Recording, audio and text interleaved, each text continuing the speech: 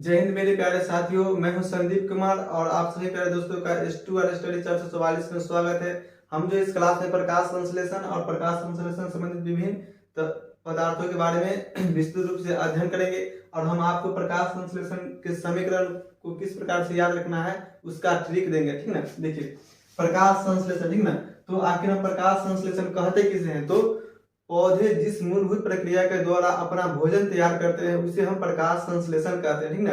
पौधे जिस मूलभूत प्रक्रिया के द्वारा अपना भोजन तैयार करते हैं उसे हम प्रकाश संश्लेषण कहते हैं, ठीक ना।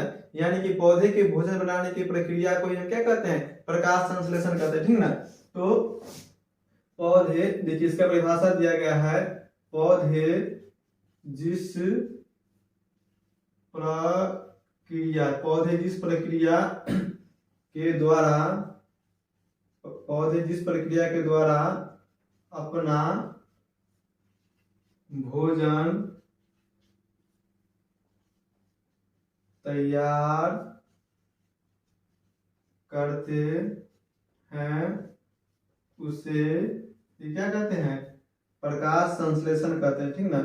उसे ही प्रकाश संश्लेषण कहते हैं, ठीक ना। यानी कि पौधे जिस मूलभूत प्रक्रिया के द्वारा अपना भोजन तैयार करते हैं उसे हम क्या कहते हैं?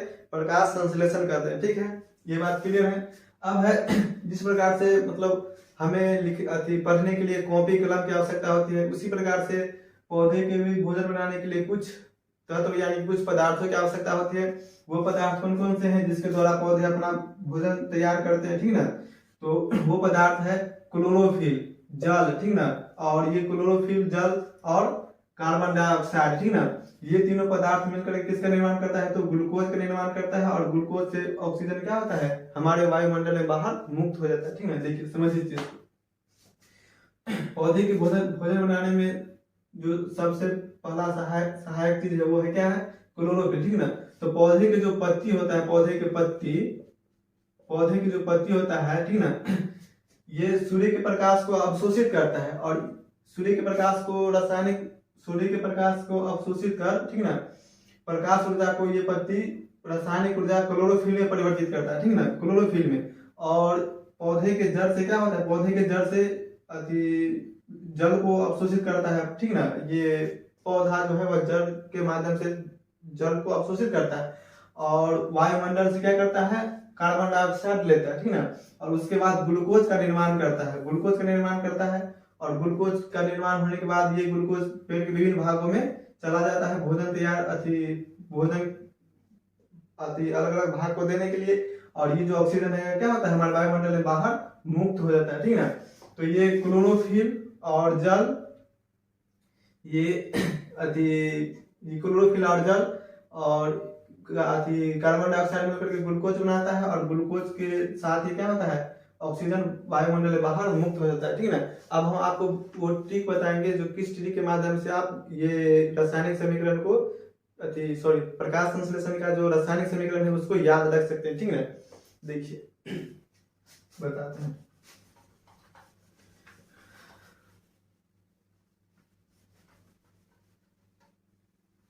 देखिए इसमें सबसे पहला क्या है? इसमें सबसे पहला है आपका कार्बन डाइऑक्साइड CO2, फिर उसके बाद H2O, ठीक ना। कार्बन डाइऑक्साइड H2O, उसके बाद है सूर्य प्रकाश यानी कि सनलाइट और बटा में क्या है? सूर्य नीचे में क्या है? क्लोरोफिल है, ठीक ना, क्लोरोफिल। देखिए इधर के इस दिशा में जो भी पदार्थ लग रहे हैं उसको हम क्या बोलेंगे? उसको हम केमिस्ट्री में जब हम केमिस्ट्री में चलेंगे तो उसमें पढ़ेंगे। इसको हम क्या बोलेंगे? इसको हम बोलेंगे उत्पाद, प्रतिफल, इसको बोलेंगे।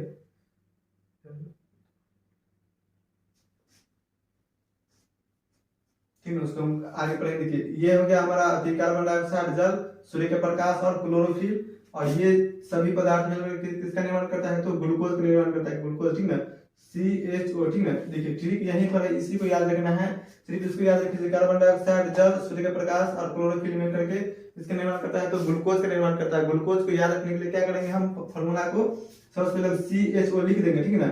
और CHO लिखने के बाद क्या करना है कि यहाँ पर हमको लिख देना है 6, ठीक ना।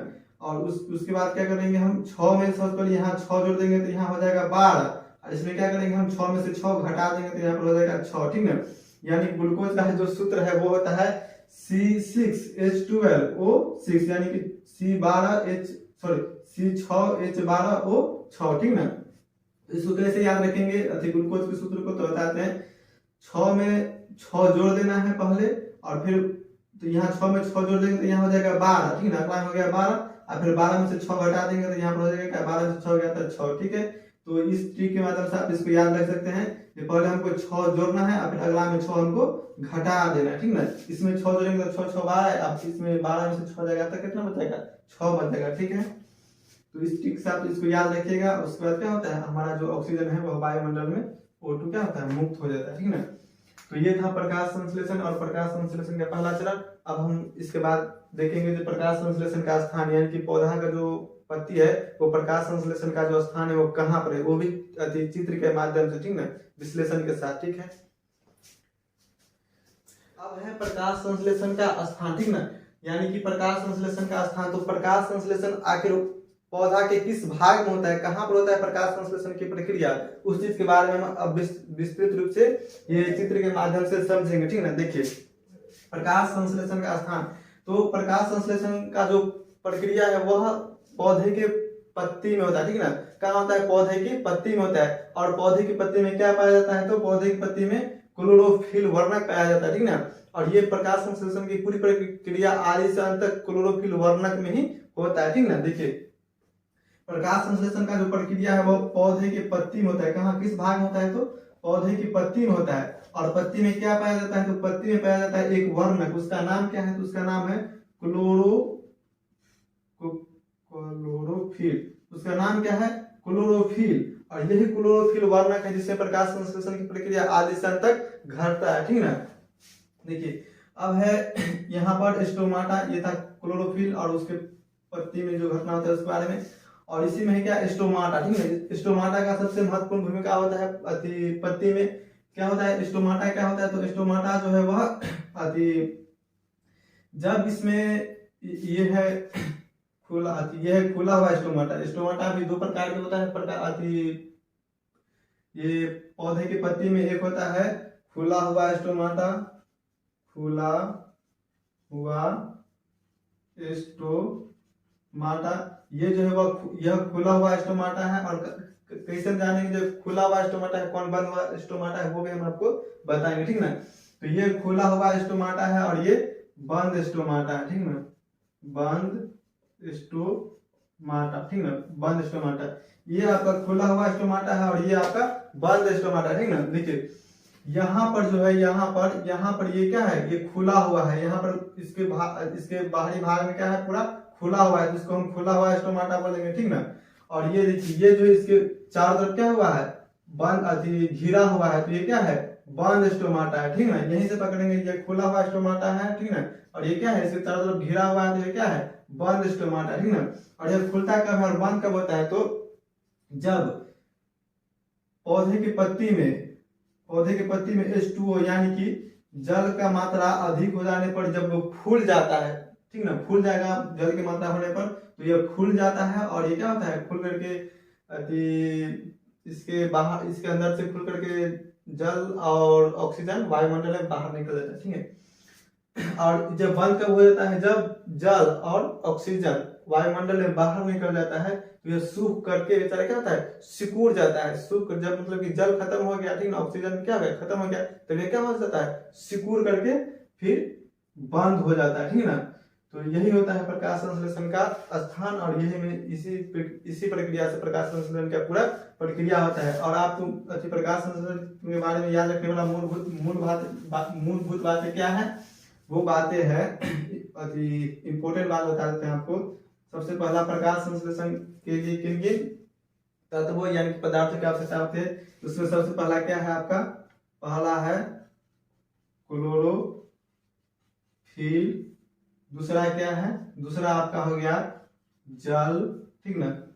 तीसरा क्या है, तीसरा है सूर्य का प्रकाश यानी कि सनलाइट, और चौथा क्या है, चौथा आपका हो जाएगा कार्बन डाइऑक्साइड यानी कि CO2। तो इन सभी चारों तत्वों की मदद से क्या करते हैं, पौधे अपना भोजन तैयार करते हैं। ठीक है, अब हम अगला वीडियो में आपको मतलब विस्तृत रूप से और प्रैक्टिकल चित्र के माध्यम से समझाएंगे कि प्रकाश संश्लेषण के लिए क्लोरोफिल क्यों आवश्यक है और प्रकाश संश्लेषण के लिए जल क्यों आवश्यक है।